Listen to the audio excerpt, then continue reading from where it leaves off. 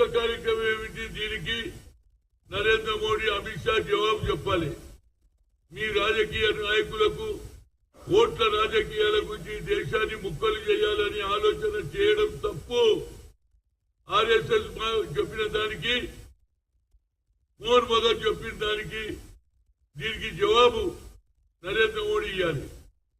ఎందుకంటే ఆయననే అన్నాడు కదా, मन की बात, तुम्हारी मन की बात बताओ बार.